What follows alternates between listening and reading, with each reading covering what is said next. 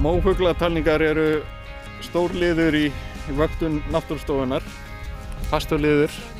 Náttúrustofa Austurlands var formlega stofnuð 24. júní árið 1995, fyrst allra náttúrustofa, en það var sveitafélagið Neskaupstaður sem hafði frumkvæði að því og síðan hafa önnur sveitafélög á Austurlandi bæst í hópinn gegnum árin, en höfuðstöðvarnar eru í Neskaupstað. Við hittum Kristínu Ágústsdóttur, forstöðumann Náttúrustofu Austurlands, til að fræðast starfsemina, sem sannarlega fjölbreytt. Fyrir það fyrsta hlutverk náttúrustofa land allt í rauninni mjög fjölbreytt og viðamikið, en náttúrustofurnar hafa svolítið hver og einn skapa sér ákveðin sess og þessi náttúrustofa var ekki fyrsta náttúrustofan sem var stofnuð og það var í rauninni gróðurvistfræðingur sem var fyrsti forstöðumaðurinn og það má kannski segja að þessi stofa beri þess merki ennþá þó liðin séu alveg 25 ár að hér svolítið áhersla á gróðurrannsóknir en heilmikið annað líka og auðvitað má ekki gleyma hreindýrarannsóknunum sem kom inn árið 2000 og hafa verið hjá okkur síðan þá. Og svo erum við í alls konar fuglarannsóknum, við stundum rannsóknir á lífríki í ferskvatni, við stundum rannsóknir á jafnvel mengandi starfsemi fyrirtækja, vöktum þá ýmsa þætti í lífríkinu. Þannig að það margt og mikið sem við gerum. Breytist starf náttúrustofu mikið, nú talar til þess mengun, meiri áhersla lögð á það heldur en var gerð kannski? Já, í rauninni má bara segja að það hafi komið inn hér nýr iðnaður með tilkomu fyrsta lagi álversins og síðar fiskeldis. Það sem komið, það sem skilgreint sem mengandi starfsemi með ákveðnum kröfur í starfsleyfum og öðru slíku. Þannig að já, það má segja að það hafi komið inn. En auðvitað margt annað bara eins og í mat- og umhverfisáhrifum og starfsleyfi virkjana og alls konar fyrirtækja þá gerð krafa að menn fylgi eftir áhrifum sínum á umhverfi. Þannig að það heilmargt að rannsaka. Já, hefur það áhrif á rannsóknina hvaða starfsfólk þú hefur úr að móða? Algjörlega. Við til dæmis erum ekki með neinn jarðfræðing og höfum aldrei sinnt jarðfræðirannsóknum en aðrar stofur hafa gert það þegar þær hafa haft jarðfræðinga. Þannig að já, það alveg klárlega þannig að við fengum fuglarannsóknir að því við vorum með sérfræðinga í fuglum og við fengum gróðurrannsóknir að því við vorum með sérfræðinga í gróðurrannsóknum. Þannig að á endanum það svolítið það sem vindur upp á sig, já. Það hæfa starfsfólk sem maður hefur, það dregur til sín spennandi verkefni. En þeir starfsmenn sem þú ert með hér, þetta fjölbreytt líka verkefni sem þeir geta gengið í? Já, það svolítið þannig auðvitað. Þó þú sést sérfræðingur einhverju einu, þá hjálpar til. Við förum öll svolítið í felt hvert með öðru, en það bara einn sem þá sérfræðingurinn og við hinn erum þá til aðstoðar í feltinu eins og þarf. Þannig að það algjörlega þannig, það mjög fjölbreytt. Hvað felt? Já. Hvað felt? Það vettvangsvinna eða spelt eins og einu vinkona mín segir stundum. Það að fara að vinna á vettvangi. Það má kannski segja að sumarið þegar lífríkið í fullum blóma að það svolítið okkar vertíð. Þá þarf að fara út og kortleggja fuglalíf og gróður ýmist á framkvæmdasvæðum eða einhvers annar staðar í einhverjum rannsóknum sem við erum með eða á fyrirhuguðum framkvæmdasvæðum getum við sagt kannski. Og þannig að þá erum við svolítið allt sumarið að safna gögnum sem við notum svo veturinn mest til að vinna úr. Til að öðlast enn frekar innsýn í vettvangsrannsóknir náttúrustofunnar fengum við að slást í för með starfsmönnum í einni slíkri ferð. Hér erum við að mæla lífmassa birkis á nokkrum fyrirhuguðum veglínum eða valkostum fyrir veglínur sem að Vegagerðin búin að setja fram fyrir Fjarðarheiðargöng. Og við gerum það til þess að geta borið þessa valkosti saman með tilliti til þess hversu mikið birki myndi raskast ef að þessi leið valin eða hinn. Og þú ert þá að mæla og þú sért að skrifa þetta allt saman niður? Ég aðstofamaður, já. Skrifa allt niður sem hún segir.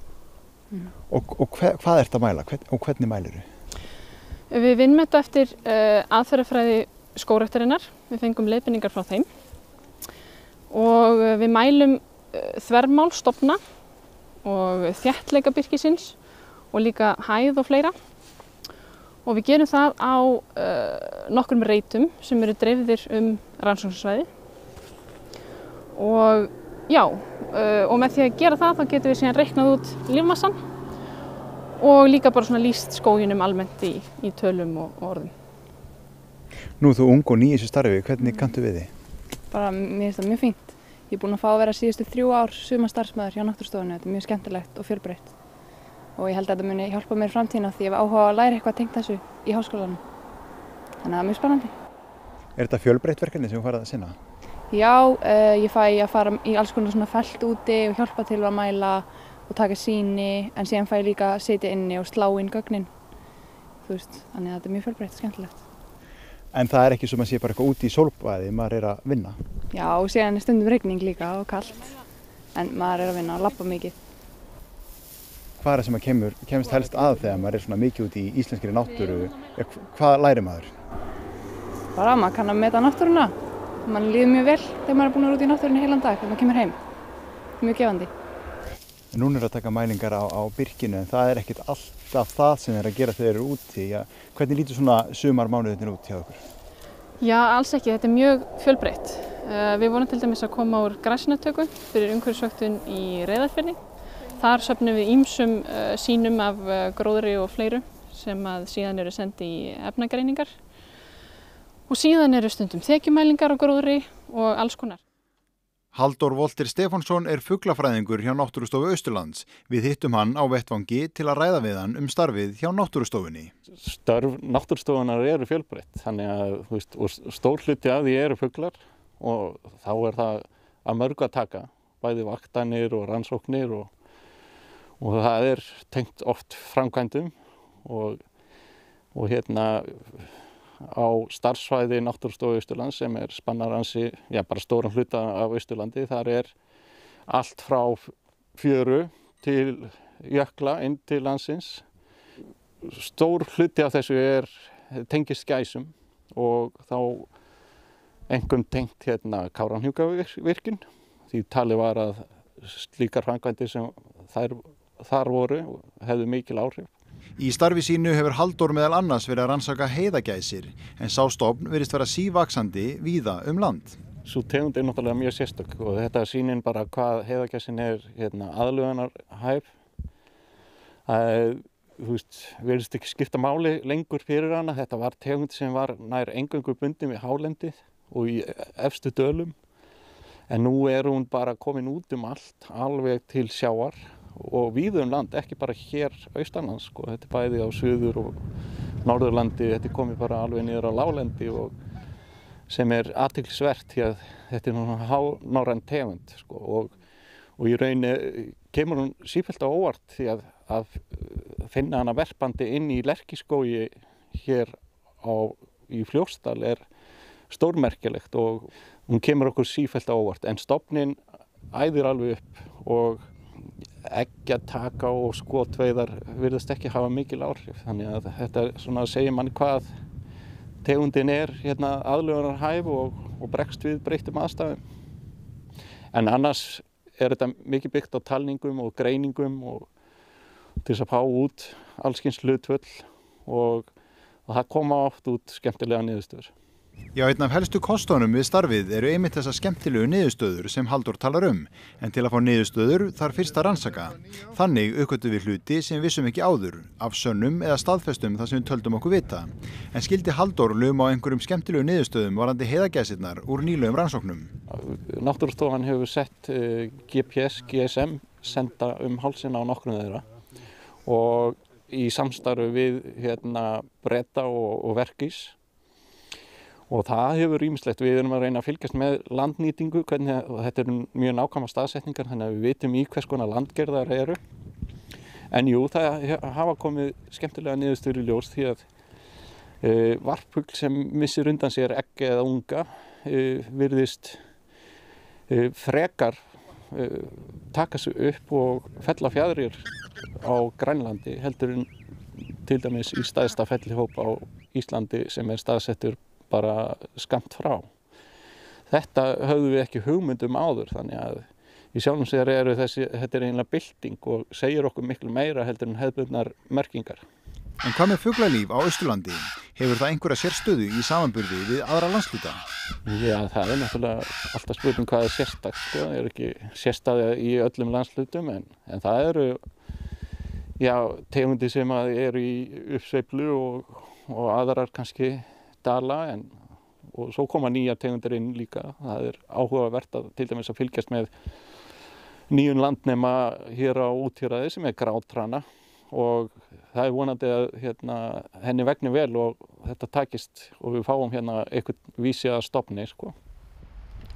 Já, þau eru sannlega fjölbreytt störfin hjá náttúrustofunni. Erlín Emma Jóhannsdóttir líffræðingur sem sérhæfir sig í vatnalíffræði. Hún verkefnisstjóri umhverfisvöktunar við álverið í Reyðarfirði og við fiskeldi laxa í Reyðarfirði. Ásamt því sinnir hún ýmsum rannsóknum í straum- og stöðuvötnum og sjó vegna ýmissa framkvæmda. Við erum bara, tökum sýni upp úr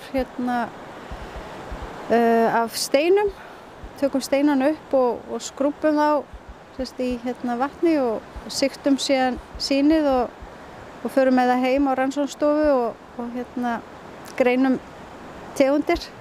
Svo erum við með mælir sem mælir blaðgrænu og sem vísbending þá lífmassa þörunga á steinum og hann sendir ljós niður á botnin á steinana og mismunandi bylgjulengdir það endurkast af mismunandi bylgjulengdum og sem getur þá skipt þörungunum upp í 3 hópa. Það þá grænþörungar, kísilþörungar og blábakteríur.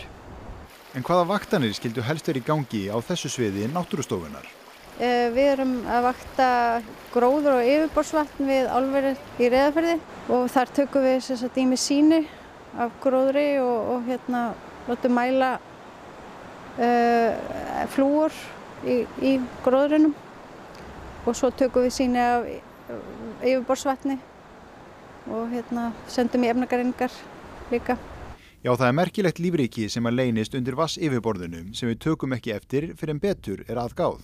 Já, þetta svona fæðukeðja, já, má segja fæðukeðja. Það eru þá þörungarnir sem á steinunum og svo eru hryggleysingarnir sem borða þörungana og svo eru fiskarnir sem borða þá hryggleysingina. Þannig að þetta hefur, allt tilgang.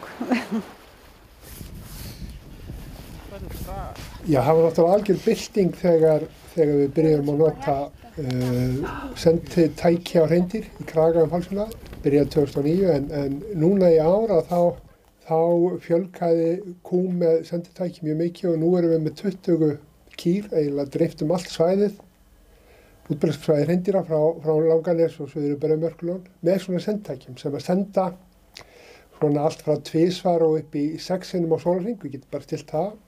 Og þetta er náttúrulega algjör bylting fyrir okkur til að fylgjast með dýrunum. Ef við viljum að fara að telja þá vitum við hvert við eigum að fara, hvar hóparnir eru. Og það hægt að vinna alls konar gögn út úr þessu. Við getum séð til dæmis hvaða gróðurlendi þau leita helst í. Þannig að þetta er algjör bylting og þetta er komið til þess að vera og vonandi fjölgum við bara tækjunum frekar en hitt. Þannig að þetta hlýtur að þurfa dálítið víðtæka þekkingu bæði til þess að hafa þessa þekkingu á náttúrunni sjálfri og síðan til þess að geta unnið úr þeim gögnum sem maður safnar. Já, algjörlega. Og þar kemur kannski svolítið sterkt inn að síðan eru þar alltaf rosalega miklar breytingar. Þú veist að það er ekkert langt síðan við gengum með einhver útpröntuð kort og krotuðum inn á afmörkun gróðurlenda en nú er þetta allt orðið iPadar í höndunum á okkur og þurfum þá meiri þekkingu á slíkum landupplýsingakerfum og nú erum við farnir að skoða kortlagningar á fuglum með drónum miklu meira og það er að koma inn alls konar svona ný tækni sem við þurfum að tileinka okkur. Og svo bara líka með því að fá í nýtt starfsfólk á breytilegum tímum þá kemur það alltaf með einhverja nýja þekkingu. Gildi þessa starfs, hvert er það? Ég myndi segja að það er ansi margþætt. Það er í fyrsta lagi það bara byggðalegt gildi að geta ráðið náttúrufræðinga út á land. Það er náttúrulega bara gríðarlega mikilvægt að geta haft þá við störf hér og þar fyrir utan að rannsóknirnar séu stundaðar í heimabyggð þá það þannig að þekkingin verður svolítið eftir. Það er ekki þessi ef það er alltaf einhver sem kemur annar staðar frá til að stunda rannsóknirnar þá er oft talað þennan spekileika en þú veist að það eitt af hlutverkum náttúrustofunnar að afla þekkingar á náttúru Austurlands og hennar bæði aflaðar og auka þekkingu kannski má segja og við öflum þess með rannsóknum en svo þurfum við líka að fræða almenning og þar kannski Við erum alltaf að reyna, við erum með náttúrufræðinámskeið og við bjóðum af og til upp á einhverja fyrirlestra fyrir fullorðna og við bjóðum skólakrökkum að koma í heimsókn eða við förum í heimsókn í skólana en auðvitað það einn liður sem væri rosa spennandi að auka miklu meira. Lífríki hérna fyrir austan, það að einhverju leyti frábrugðið og hvað liggur mest á að kanna, skoða og rannsaka? Vá, þetta stór spurning. Það náttúrulega auðvitað blasir við að hreindýrin séu eitthvað sem öðruvísi við Austurlandi en annað og kannski þá gróðurinn eitthvað öðruvísi á Austurlandi fyrst að hreindýrin virðast þrífast betur hér en þau gerðu að minnsta kosti á sínum tíma á öðrum stöðum á landinu. En þannig að við erum mjög spennt núna að fylgjast með áhrifum hreindýrabeitar á gróður og skoða það betur. En svo eru þetta margir aðrir þættir eins og allar þessar vindmyllur sem eru að koma inn. Þar liggur fyrir að kortleggja vel mikilvæg fuglasvæði af því að það virðist oft hafa neikvæð áhrif á fugla ef að vindmyllur eru staðsettar ranglega í farleiðum fugla. Þannig að það heilmargt sem liggur fyrir að skoða.